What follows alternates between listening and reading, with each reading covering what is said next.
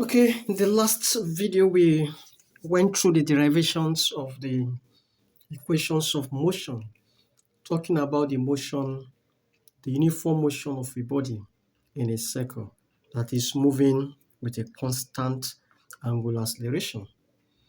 That the equations are synonymous with that of the equations of uniformly accelerated motion of a body along a straight line. And then we lay the two equations side by side. We call this the final angular velocity, and this is the initial angular velocity and all that. Now, in this video, I want to solve one or two questions. Questions, that help us to apply these equations that we have written down. And here's the very first question. The first question, a disk starts from rest and rotates with an angular acceleration of 5 pi radian per second. We are to calculate the number of revolutions, the number of rotations completed. Here it is in 4 seconds. The second part says the angular displacement of the disk after the same 4 seconds. And the third question, the angular velocity attained by the body after the same time. Let me take my camera up so that you can see the question clearly. So here we have the question again. A disk starts from rest and rotates with an angular acceleration of 5 pi radian per second squared. And we have to calculate.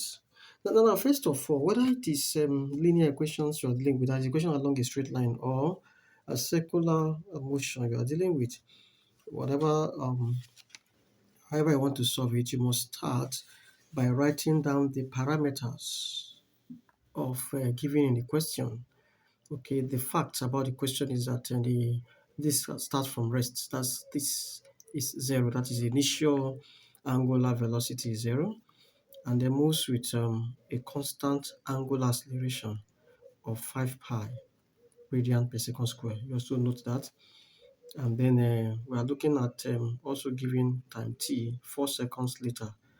We have to calculate all these 1, 2, 3, 4 seconds later. So what's the number of rotations, number of revolutions made in 1 second? Okay, let me call that. Now there's this equation that relates the number of revolutions and the angular displacement. So angular displacement is given by what?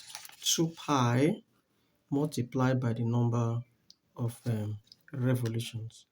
Or we can also have it that this is equal to theta, which is angular displacement divided by 2 pi. Because in one revolution, there are, it's the total angular displacement described or covered is 2 pi radian in just one revolution. So I'm going to look at the 4 equations of motion for this constant angular accelerated motion. That is, this must be there in that equation, this must be there, this must be there, and theta must be there. So looking at the 3 equations or 4 equations, I need to use equation 2. Angular displacement equals this multiplied by time t, that is initial angular velocity, plus half alpha t squared. Okay. Now replace this theta with 2 pi multiplied by n, because I'm looking for the number of revolutions. See that now? That equals, now since it starts from rest, this term goes to 0. What is left is half multiplied by 5 pi, which is my angular acceleration, multiplied by 4 squared, that is the time. So this gives me pi, this pi cancels out this pi, so I have 2n is equal to half times 5 times 16, that is 4 squared. Okay, that gives me 2n equals, what is that again? Equals 2 here 1, 2 here 8, 8 times 5, 40. All right, that means n is equal to 20 revolutions. Okay, so that is the number of revolutions or cycles completed by the body that moves in the circle with a constant angular acceleration of 5 pi radian per second squared. Okay, the second question says you have to calculate the angular displacement after 4 seconds. Okay, from the relationship, angular displacement is 2 pi multiplied by the number of revolutions. That gives you 2 pi times 20. That gives you 40 what? Pi. radian. That's the unit. My pi this time around will be taken as 22/7, or sometimes you can say you should take it as 3.14. So depending on the environment of the question. The third question says, how will this affect the angular velocity attained? Because this body started from rest and is rotating the disk with a constant angular acceleration.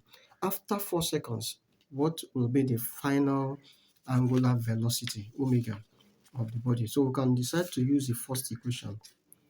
Omega, final angular velocity, is initial angular velocity plus this angular acceleration multiplied by time t. So this gives me, since it starts from rest, this is 0 plus this is a 5 pi times 4. That will give me 20 pi radian. This is my radian per second. So that gives me the angular velocity of the body after that time t. Okay, I want us to take, next video we're going to take another question.